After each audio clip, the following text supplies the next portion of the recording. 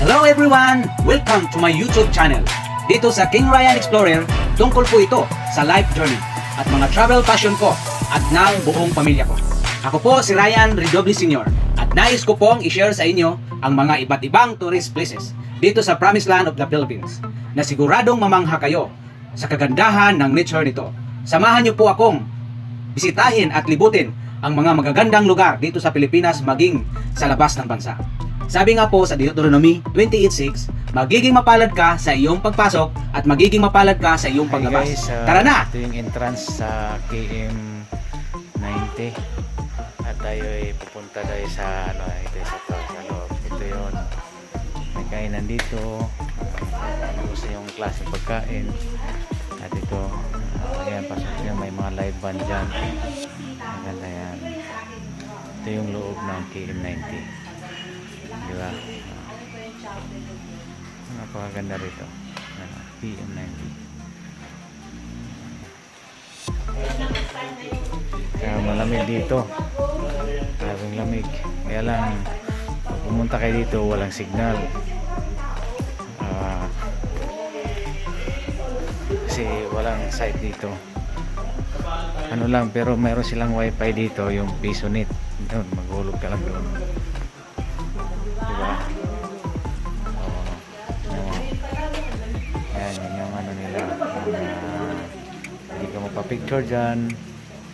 Yan, may mga ano sila, mga cottages dyan sa baba, mayroon swimming pool, pwede ka rin mag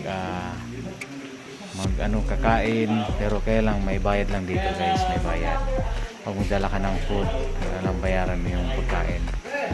Pero kung wala naman kayong dala ng mga baon, pwede rin kayo mag-order dito kasi meron silang mga kainan. Medyo may kamahalan nga lang guys, pero pag magtitipid kayo, magbaon na lang kaya at magbayad na lang, diba? Pero meron ding entrance din dito kung gusto nyong makapunta rito na Mala Baguio ang dating. Tinatawag na ito ay Little Baguio. Yan, tulad niya, no? Yan, picture tayo dyan. Okay. Ay, thank you. Diba?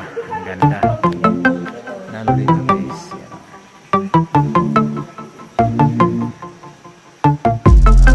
Hindi pa lang to na lugar ang pupunta natin kasi ECQ kasi ngayon dito sa Laguna, sa Kumparin. So yun, nakalusot lang tayo guys dahil dito tayo nandok, tapos nanggagaling din tayo sa Canlubang, Calamba, Laguna. So walang masyadong katanungan, pero kung magagaling ka sa Batangas, siguro baka hindi sila mapasok kasi sabi ng pulis kanina na kunti na nga lang daw pagtitiis ay matatapos na.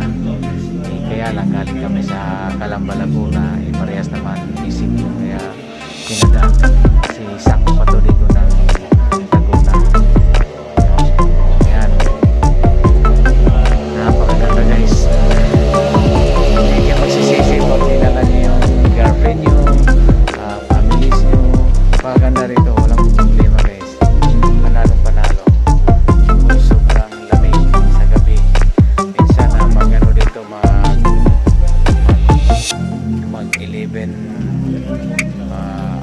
11 Celsius dito ang lamig, 11-16 yan. Ayan, medyo makulimlim naman dito ang lamig. Nanggaling kami sa Manila, ang ganda ng araw, sunrise, ang ganda. So pagdating namin dito makulimlim na guys, kasi rainforest talaga dito. Tapos ang ganda, malamig, ang dating niya Mala Baguio. Kaya mamaya magja-jacket na ako kasi medyo ramdam ko na yung lamig ng simoy ng hangin guys. Ayan, yung Pantakison po, huwag yung kalimutan, KM90, napakaganda po rito, diba guys? Siyempre, ako palang nakapunta rito, susunod ko balik dito, dadalhin ko na yung pamilya ko kasi bawal pa yung mga bata yung anak ko hindi ko padala, kaya susunod ko balik. Ganda rito guys, malapit lang from Manila to here, 2 hours lang ang biyahe.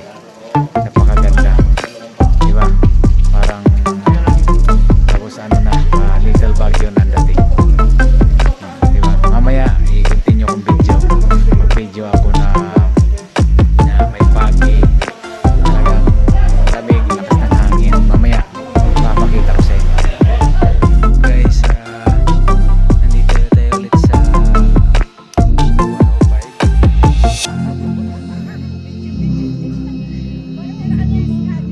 Nandito tayo ngayon sa Pugad ng Lawin. Kung nakita nyo to. Yan, nasa Pugad ng Lawin tayo.